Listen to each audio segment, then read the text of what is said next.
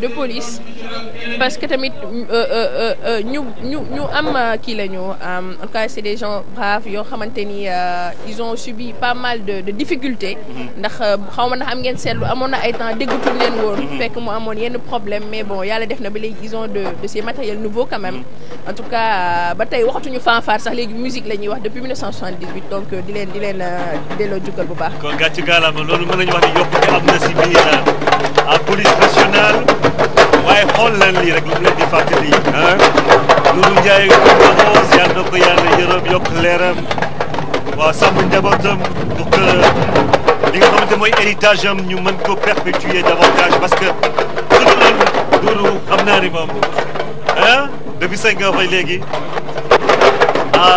majorité Kennedy yi ñi nga xamante ne ñooy doomu Doudou Ndiaye ba tey ñi ngi accompagné majorité Kennedy di nga xam ne c'était une idée du président Léopold Sédar Senghor, le président poète, homme de culture, chantre de la civilisation, de l'universel, du donner et du recevoir et de la négritude. Et il est important de rappeler que lors de la célébration du bicentenaire de la Révolution française en 1989, Doudou Ndiaye Coumba Rose a été invité. Donc il a paradé avec ses danseurs, ses batteurs-batteuses sur l'avenue des Champs-Élysées.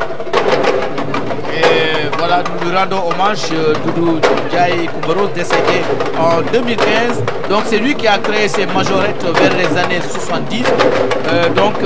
Et on peut dire quand même que le lycée Kennedy, créé en 1961, depuis cette année, ce lycée quand même accueille des élèves qui excellent. Et avec ces majorettes, c'est toute l'excellence qui est saluée. Donc tout à l'heure, elles vont saluer, elles vont se positionner pour symboliser la devise un peuple, un but, une foi. Elles vont former des cercles qui vont signifier l'entente, la sécurité, l'environnement, l'entente avec la sous-région, l'ouverture vers l'extérieur. Et puis après, il y aura 2 X qui vont être formés, des X rapprochés, qui vont symboliser l'éducation à la citoyenneté, l'entraide. Donc il y aura 2 banderoles, notamment en premier lieu un peuple, un but, une foi, la devise du Sénégal, et en deuxième lieu, il y aura le Sénégal émergent, puisqu'on parle d'émergence. Voilà. Et rappelez que c'est Madame Yama Djemé Djedjou qui est aujourd'hui leur guide, c'est elle qui les oriente, donc depuis 1985. Parfait.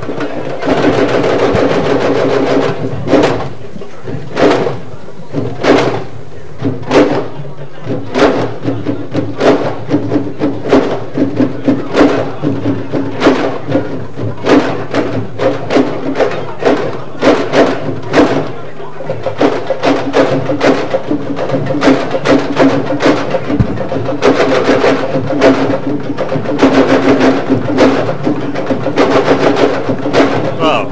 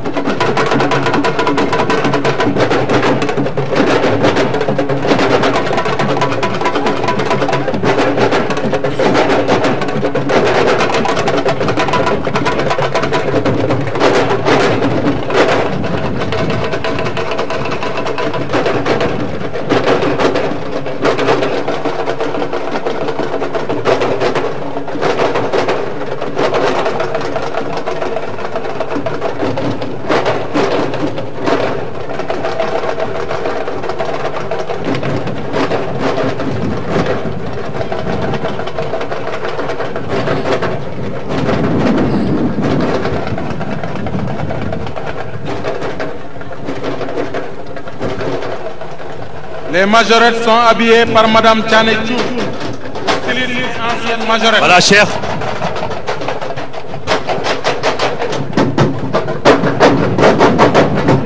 Les majorettes du lycée John Fitzgerald Kennedy. École créée en 1961. L'actuelle directrice est Madame Fatimata Sorsar qui me parlait la dernière fois quand j'étais parti visiter cette école pour voir comment sa réhabilitation a été faite. Que c'est une école, certes, qui accueille des filles qui vont représenter l'élite nationale demain, mais c'est également une école qui fait beaucoup dans le social et qui accueille des filles, quelque part, qui ont connu une certaine déperdition scolaire et qui, avec leur proximité avec ces jeunes filles majorettes qui ont toute la moyenne, hein, au-delà de 12, ça permet de créer une émulation au sein de l'école et de les amener à comprendre que ouais, il est possible également d'être majorette un jour et de défiler devant la plus haute institution du Sénégal, en l'occurrence le président de la République, mon colonel. Oui, tout à l'heure on a parlé de compétition, mais pour ce qui est des majorettes, généralement ce sont les deux majorettes, on leur donne des trophées. Parce qu'il est très difficile de les départager, parce que c'est des efforts assez extraordinaires qu'elles fournissent, toutes les deux, aussi bien Notre-Dame que le lycée John Fitzgerald Kennedy. Et à chaque fois, elles nous gratifient d'un très beau spectacle. Donc on les récompense